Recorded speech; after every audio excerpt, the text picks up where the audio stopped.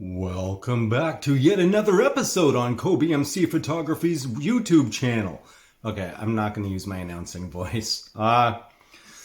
So let's begin with ever since the firmware 1.70 came out for the PENTAX K-3 Mark III, and there was the introduction of the individual settings for horizontal and vertical composition, or horizontal and vertical shooting mode, landscape, portrait orientation. There seems to be a lot of confusion in regards to how do you go about setting that up. And the main question I see that comes up a lot is, what on earth is this even good for? It's useless. There's no point in having it. I completely disagree. With that said, you need to understand that this is a very specialist setting for the autofocus. It is not something that you would normally use. I'll be the first one to say that. However, in certain situations, and again, I keep coming back to portrait, if you're shooting portraits, then yes, this actually is something you probably would want, because it allows you to maintain your composition even while you're rotating the camera. You don't need to change the autofocus point because the composition would already be there. So I'm just going to give another rundown on this whole individual horizontal, vertical shooting orientation, autofocus adjustment on the firmware 1.70 for the PENTAX K-3 Mark III. Let's just get right down to it. Okay, so the very first thing that you're going to want to do in order to set this up is go into your autofocus with viewfinder, or if you're shooting in live view, you want to go to autofocus with live view. The option is in both of them. They are individually set for whether or not you're shooting with viewfinder mode or with live view.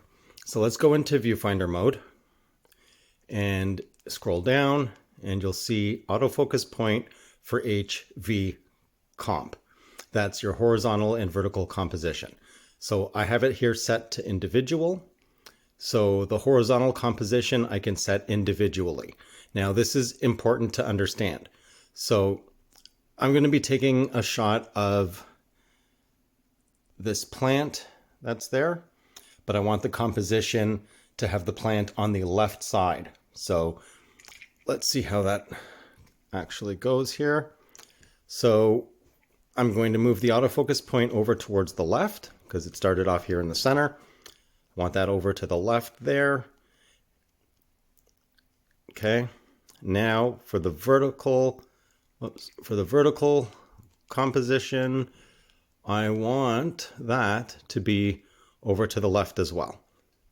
So I move that autofocus point over by 1, just so it's a little off-centered. Okay. Actually, let's go all the way over to the very edge. So now when I hit OK, it's locked in place. So now what happens is when you press the autofocus joystick all the way in, you see that the focus point jumps over to where I preset it. Now I'll turn it into portrait mode, and there you go. Now the autofocus point is all the way over to the very edge, which is where I set it to. And I can still move it around, but then if I want that composition back, press in the joystick and it jumps right back to where it was before. So let's just take a shot. Now, keep in mind that this actually works with any movable autofocus. So zone autofocus, as well as select autofocus, where you can move the focus point. This actually works with all of them. Okay, so here's where it's in landscape. Here's portrait orientation. You'll notice the autofocus point remains pretty exactly where I preset it. So the composition, all you need to do is focus, shoot, rotate, shoot, rotate, wait for it locks in place, shoot, rotate, shoot. You don't have to keep moving the autofocus point around every time you change the orientation. So yeah, that's just zoom this in, and there you go. That was the portrait mode, and there's the landscape. And that's really all there is to it. It's as easy as that. Very, very, very simple. But like I said, it is a very specialized, it's a specialized mode if you're doing landscape and portrait mixed shooting in order to keep your composition the way it was, or the way it was intended.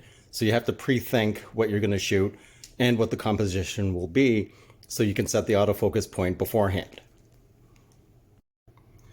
You know, so basically at the end of the day, you really need to understand what you're shooting, how you're going to go about shooting it, and also understand the camera's functionalities for the intended shooting that you're going to do. It's all about figuring out the best settings for your use case. I firmly believe that this is a great enhancement to portrait shooting. Is it ideal for landscape? Maybe. I mean, that would depend on, if you're singling out a specific tree in regards to the rule of thirds and where that tree is actually going to sit in both vertical and horizontal shooting, yes, you could preset it and it would work for landscapes. But I do think that as a speed enhancement, I think this is more ideally suited to portrait shooting, or maybe even street shooting, where you don't have time to be fumbling around with the selectable autofocus points. You just want to lock it in place so your composition remains the same no matter which orientation the camera is in. And that's really all there is to it. And like I said, viewfinder, OVF shooting, and live view shooting, you need to set those individually. So you can have it set for OVF and leave it, just the way it is for live view, or you can set each one independent of each other for both viewfinder shooting or live view shooting. And that's pretty much it. I mean, there really isn't some crazy in-depth thing or anything. It's pretty straightforward. So I hope that this clears up any confusion that people may have been having in regards to how this whole thing is actually done.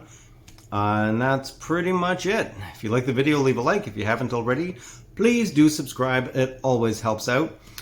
Happy holidays to everybody, no matter what you're celebrating. We are in that season again. So far, there's no white stuff on the ground here in Canada, but I know it's coming. Oh, I know it's coming. Anyway, if you want to support the channel, that info's at the bottom of the description. If you have any questions or comments, leave them down below. If you have any ideas for videos, leave those in comments down below as well. I'm always down to hear what your thoughts are and what you guys would like to see. And that's it. I'm going to go. You will see me in my next video. I'm out.